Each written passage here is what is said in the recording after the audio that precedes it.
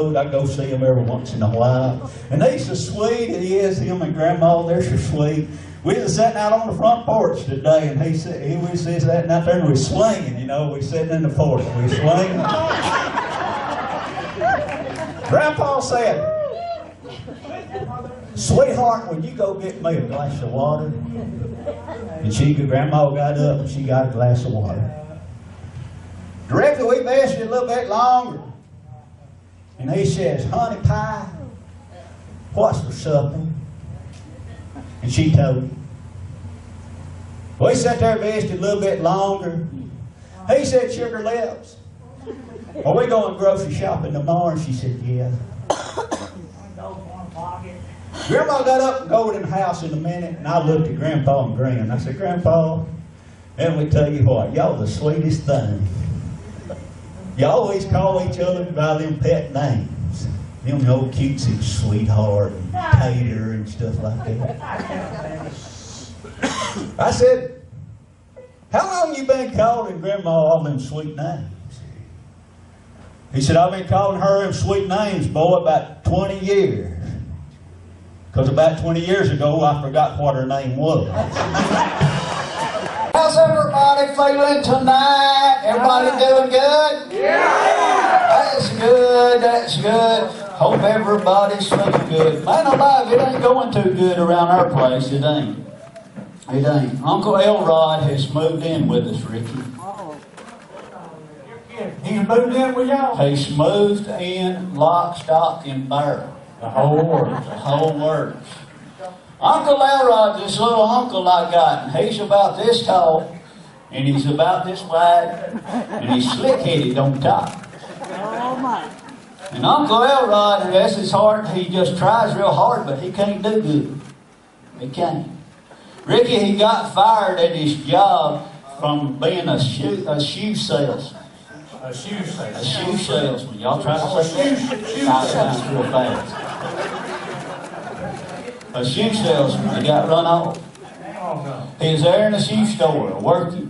And you know that shoe store he works at, he still has that little shoe horn and that thing you put your foot in and you shove it in there and it measures it and all that stuff. Oh, yeah. They do. That's a high-class place I'm talking about.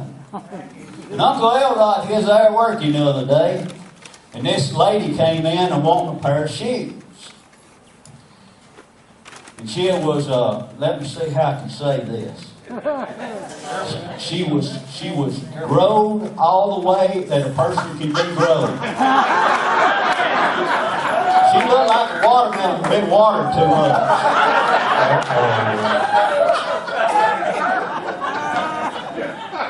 But the thing about it was, this big old gal thought she had a foot about this long. Uncle Elrod asked her, "Ma'am, what size shoe do you wear?" She said, "A 3." He looked at her and said, "Ma'am, that ain't no 3." She said, "I wear a 3." And Uncle Elrod got that thing, that shoehorn thing, what you call it thing that you put your foot in. And he put that big woman's foot in there and went to mashing on it. And while he was measuring her foot, that lady's cell phone rang. She went to talking on it. And she got all distracted and forgot Uncle Elrod was down there measuring her foot. Looked down, seen that slick head, thought it was her knee, and pulled her skirt over.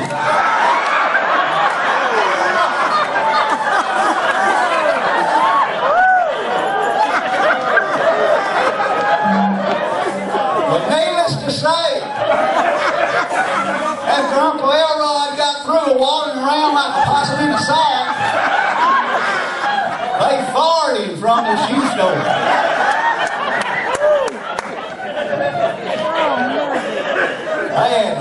And that's why he had to move in with him? He had to move in. Me and Marlene last week, we took a vacation. Well, guess what? Poor Uncle Elrod, there he sat. Well, we couldn't leave him in the house. So he went with us. And we drove to our spot there and we went to a hotel. We was going to stay in a hotel while we was there, Ricky. And we got to the hotel. And we drove up, we parked there. Uncle Elrod was so excited. He was so excited, and he got his little suitcase, and he run fast as he could to the room, and he run, and he changed his clothes, and he come out, and all he had on was this little orange bikini-looking bathing suit. You're kidding. And one of them orange life vests wrapped around his neck. He was heading for a swimming pool. Big time Uncle Elrod was somewhere had a swimming pool. He tore out and run down there, climbed up that ladder, got on the high dive. Got on the high diving board, bounced on that thing about 3 times, did about 6 flips, hit that water so hard that it jerked that little orange life preserver off his neck and down around his waist. Uncle Elrod come up, bottom first. Bobbing like a fishing cord. And he had hit that water so hard, Ricky, that it had stripped them little bikini-looking drawers he had on to come off. It was gone. There he was, bottom upwards. Bobbing. Old lady sitting in one of them Chase lounges over there, looks over there, sees all that mess, said, "Oh my goodness, call 911. That little fella split his head wide open."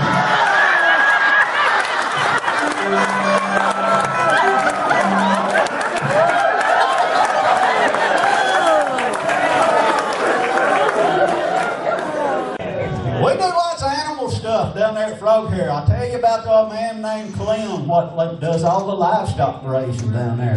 Clem, he's got chickens and cows and horses and mules and all kinds of stuff. And you want to see some real live animals, you just go down to Clem's house. Well, Clem, he's got this Dominicker hen. It's its favorite chicken. It is. Randy, she's old, but man, she's a good lady. She is. And he loves them Dominicker hen eggs. And he goes out there and he sees her every morning and gets them eggs. And he pets her on the head and talks to her real nice. And she, and boy, she'll spit another night. Well, he went out the other morning and reached under there to get his fresh egg for his breakfast. And Randy, he reached under there and all he found was a nickel. He didn't know. I don't know whether it's a buffalo nickel or not. Stick with the script. It's right there.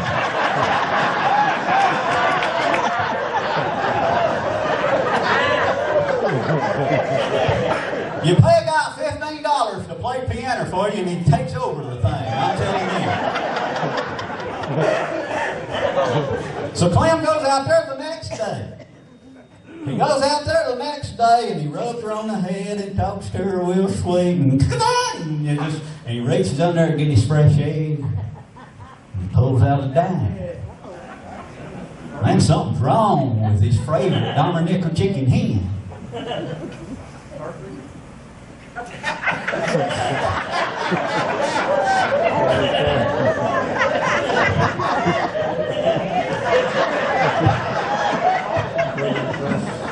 So Clem goes out there the next day.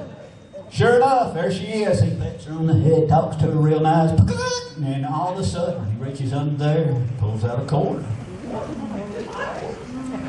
He is so upset and he's worried something is bad wrong with his favorite Dominicker chicken hen. He takes her up under his arm and takes her down to Doc Jones, and that there is the veterinarian. Said, "Doc Jones, I don't know what's wrong with my favorite Dominicker chicken hen." Said, "Oh, I miss them fresh eggs." He said, "Well, what's wrong with her, Clem?" Said, "I went out the other day and I reached down there to get my egg and I pulled out a nickel. Reached out, went down there the next day, reached under there and pulled out a dime. I reached out there, went out there and reached out there the other day and I pulled out a quarter." He said, "Oh, Clem, don't worry about it. Ain't nothing wrong with that old hen. Says she's just a going through the change."